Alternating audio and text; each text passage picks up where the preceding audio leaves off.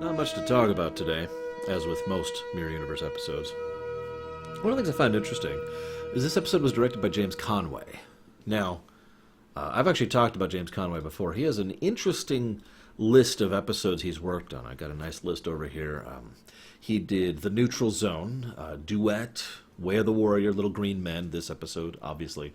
Later on, he'll do For the Cause, Death Wish, and Damage. Some good episodes. He also directed Broken Bow, the 37s. Let's see here. Justice, which is actually his first directing thing ever. I've pointed that out back in the Justice episode. It's just an interesting track record. But I bring him up most specifically because an episode in a Mirror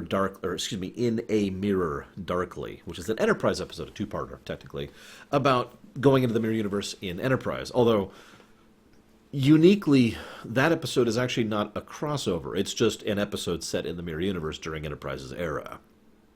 Now, I bring that up because that episode was fun. Now, whether it was good or bad, that's up to you. Whether you like it or not, that's up to you. But there's no denying that In a Mirror Darkly is a fun episode, with just everyone just kind of having fun with it. Everyone involved was just like, yeah!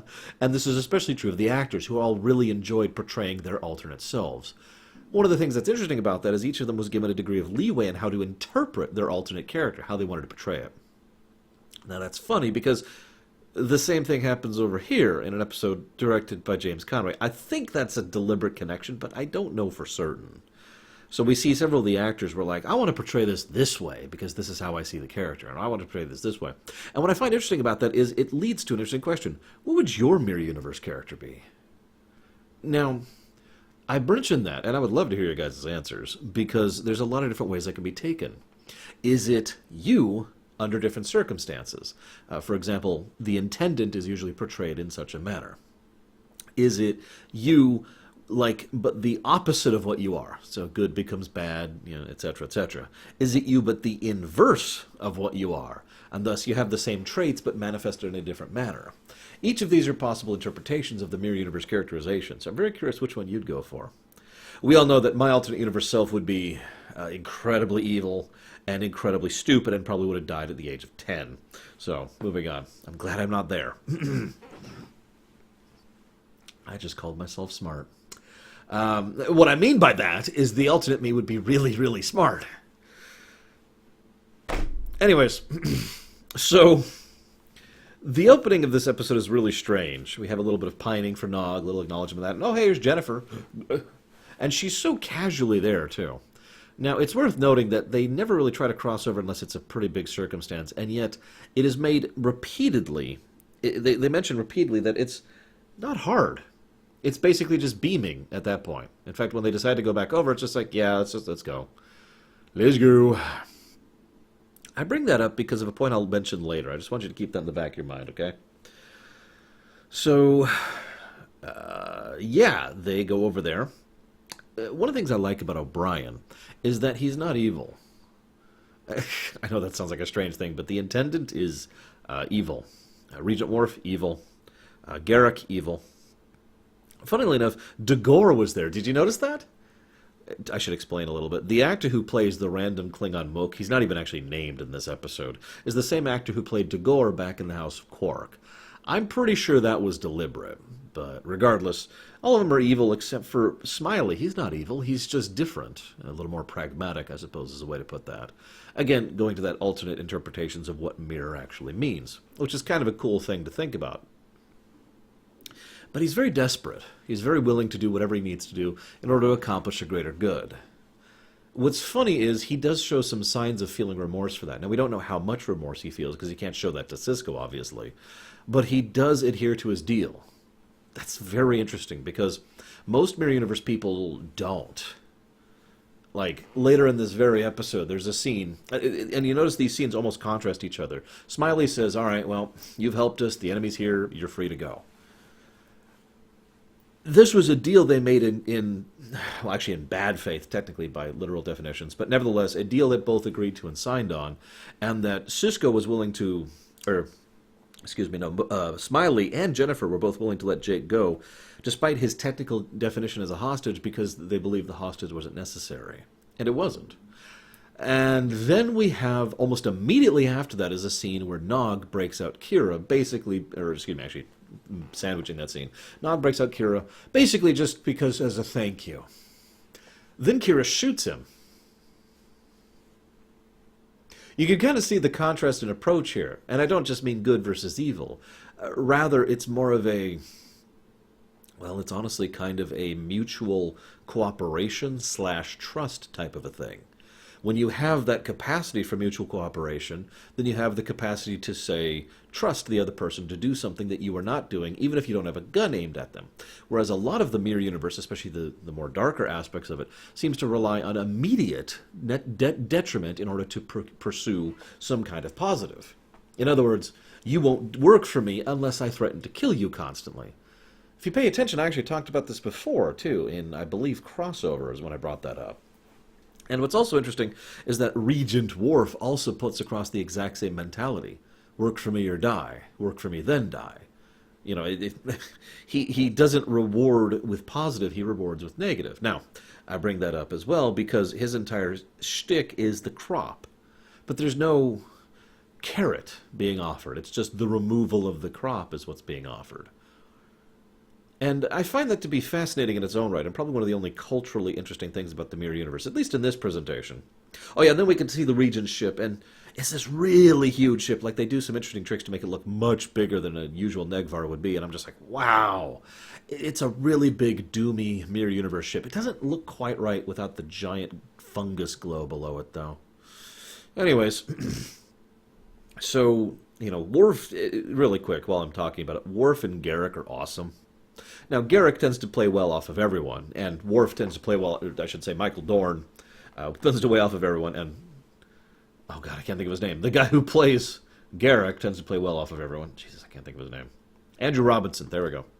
Both of those actors tend to play well off of everyone, but in both cases, the two-man act of the two is just fun. It's basically the comedy side of the episode, because every time it cuts back to them, it's hilarious. Stab! Oh, Regent, I found the key. It fell into my boot. If he dies, you die. Doesn't say get him to medbay. You know, again, getting across that idea. So yet, Jennifer, God, too much Witcher 3. Jennifer definitely has a point here. She mentions that Sisko is basically responsible for all this, that he's the one who insisted she fight the good fight. And based on presentation in that episode, it's pretty clear he meant it. He was not saying this because, you know, he was being forced to. He legitimately believed she should fight for this cause, that it was the correct thing to do. And, I mean, he even kind of rolls his eyes like, okay, fine, I'll help you fight, and I'll help you win this battle.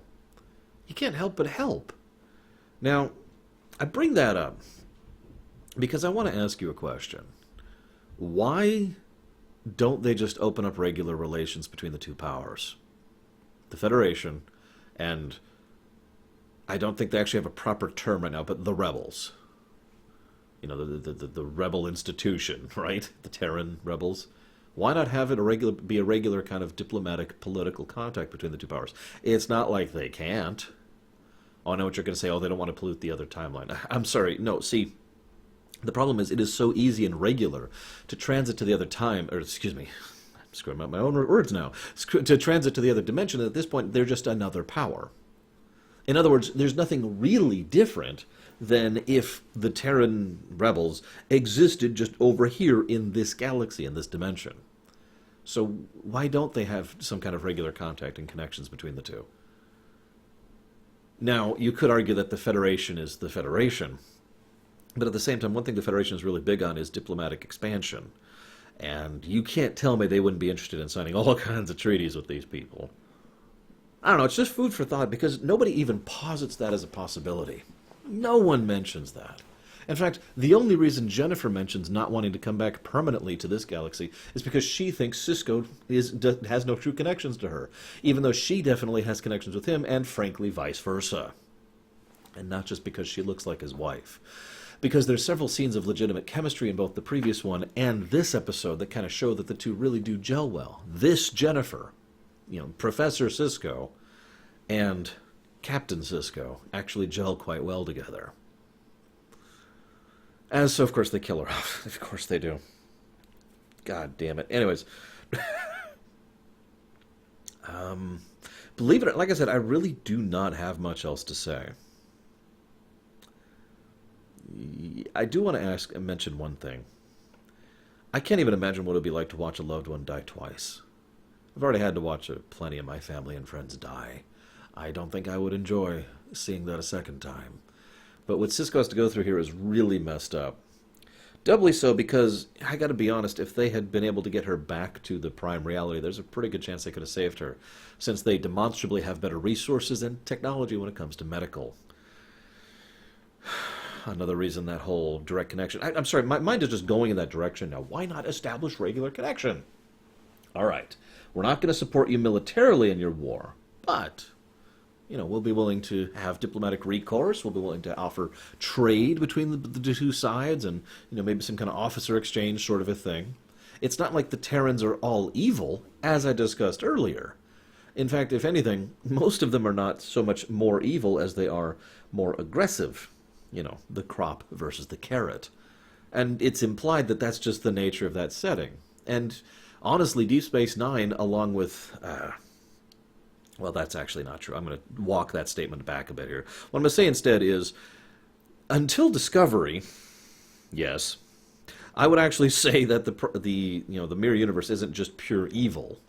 The only times it really comes across this way is in Discovery and, well, in Enterprise, to be completely blunt. Otherwise, it just seems to be a lot more. What's a good word? Let's go with the word parasitic, where people just kind of use each other rather than connect with each other. Even that's not 100% true, because there are still plenty of examples of people who retain effectively blind, off-camera, off-gun loyalty to each other. I don't know. I got nothing. Like I said, this is just a weird, silly, fun episode. I actually enjoyed it. I felt really, really bad for Cisco, though. Looking forward to your thoughts, because I would really like to hear your thoughts on your mirror universe and why you think they shouldn't, because I'm sure all of you are going to say the same thing. Why you think they shouldn't offer regular diplomatic ties with the Terran rebels. Either way, I'll catch you next time, guys.